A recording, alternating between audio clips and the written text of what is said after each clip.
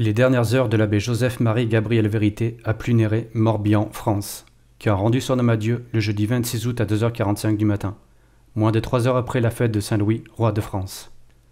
Selon les 3 personnes, un homme et 2 femmes comme témoins présentes. Dans les 3 heures, de minuit à presque 3 heures du matin, qui ont précédé son agonie, monsieur l'abbé Vérité, qui ne pouvait plus parler depuis 3 jours, a eu soudainement un visage illuminé et radieux. À un moment, il s'est mis à parler. Citation. « Je vous salue ». Puis il a chanté, faiblement l'Ave Maria. Une de ses aides-soignantes lui dit alors « Qu'est-ce que vous avez, monsieur l'abbé ?»« Comme vous avez un beau visage, monsieur l'abbé. » Il se mit alors à répéter « Ave, Ave, Ave ». Ils se sont demandé ce que monsieur l'abbé voyait. Il était comme en extase, et probablement en présence de la très sainte Vierge Marie. Ils lui ont demandé « Vous voyez la Sainte Vierge ?» Et il a répété « Alléluia, Alléluia ». Ensuite, son agonie a été très brève et n'a duré qu'un quart d'heure. Il est entré dans son éternité paisiblement et sans douleur. Tout cela a duré de minuit à presque 3 heures du matin, avec des moments de calme, mais toujours avec un visage radieux. Né le 15 septembre 1919, jour octave de la fête de la Nativité de Notre-Dame et fête de Notre-Dame des Sept Douleurs, ordonné prêtre de la Sainte Église catholique au diocèse de Nantes en juin 1945, rappelé à Dieu le 26 août 2010 à 91 ans. Son message, restez fidèles. Prédicateur infatigable des retraites selon la méthode des exercices spirituels de saint Ignace de Loyola. Louis Hubert Rémy, dont l'abbé Vérité était le confesseur et qui doit tant pour son combat catholique au soutien et au conseil spirituel de l'abbé Vérité. Rien n'est pire que de se perdre et d'être irrémédiablement plongé dans le royaume de Satan, dans la géhenne de feu, là où il y a des pleurs et des grincements de dents, comme l'a désigné notre Seigneur Jésus-Christ durant sa vie terrestre.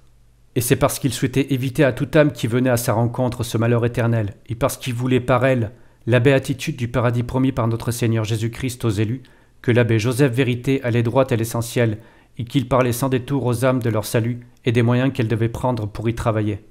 L'abbé Vérité ne menait pas de prétendues discussions doctrinales, mais il prêchait l'intégralité du Saint-Évangile de notre Seigneur Jésus-Christ. Il montrait l'affreuse réalité du péché et ses fruits mortels. Pour le salut de l'âme, il montrait la réalité historique du péché originel d'Adam et Ève et de l'emprise du démon sur les âmes qui n'ont pas reçu le baptême. L'abbé Vérité était animé par une flamme de missionnaire.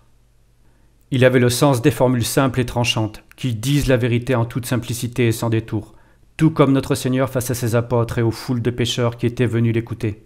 Voici un extrait de son dernier écrit, Pâques 2010. Citation. « Je prie aussi pour que vous restiez en état de grâce. Confessez-vous régulièrement, tous les mois si possible, plus souvent si besoin. Avoir un confesseur qui ait vraiment les pouvoirs d'absoudre devient difficile. Organisez-vous. Reprenez vos résolutions de retraite. Évitez les occasions de péché. Priez. Combattez calmement. Faites chaque soir votre examen de conscience. Luttez contre les défauts particuliers. Vivez saintement et vous tiendrez.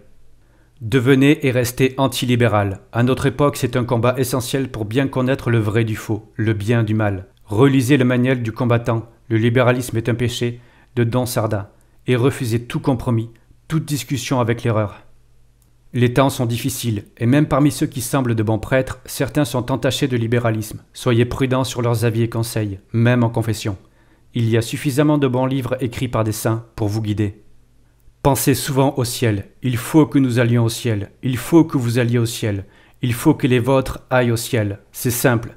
Il faut le vouloir, en prendre les moyens et tenir jour après jour, en demandant la grâce de la persévérance finale. Soyez grand dévot à la très sainte Vierge Marie, mais avec la vraie dévotion. Lisez le traité de la vraie dévotion de saint Louis-Marie Grignon de Montfort pour éviter de tomber dans cette fausse dévotion. Fin de citation. L'abbé Vérité faisait honneur à son patronyme, qui semblait avoir été choisi providentiellement, tant il incarnait le prêtre qui disait la vérité, sans jamais l'amputer par commodité, celle qui rend libre et qui ouvre la voie vers le repentir, la confession des péchés, la pénitence pour réparer et la disposition de l'âme à recevoir la grâce pour réaliser les bonnes œuvres et mériter d'être sauvé par notre Seigneur Jésus-Christ.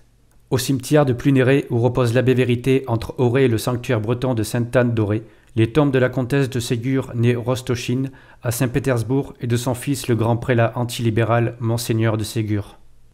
Beaucoup sont appelés et peu sont élus. Cette maxime aura été inlassablement méditée par l'abbé Vérité pour le plus grand bien des âmes des pénitents qui venaient déposer à ses pieds leurs péchés et implorer la miséricorde de Dieu. Il connaissait les arcanes du combat spirituel, les ruses du cornu, que le saint curé d'Ars appelait le grappin, pour faire chuter les âmes et les conduire en enfer, en les attachant à leurs péchés. Il discernait avec un œil d'aigle le défaut principal de l'âme et le point principal sur lequel Satan travaillait une âme pour la conserver sous l'emprise du mal.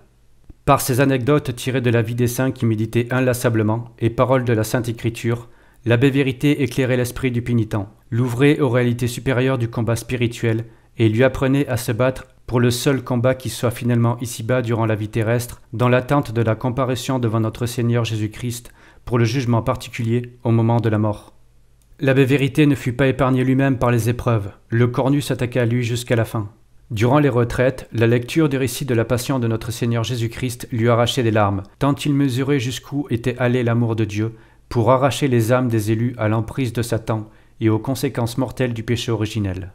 Le sacrifice expiatoire offert par notre Seigneur Jésus-Christ en réparation pour obtenir du Père Céleste le rachat des péchés des hommes nourrissait sa méditation du saint sacrifice de la croix, des souffrances inouïes de notre Seigneur Jésus-Christ pendant sa passion.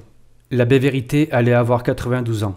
Il est décédé à 3 semaines de son 92e anniversaire.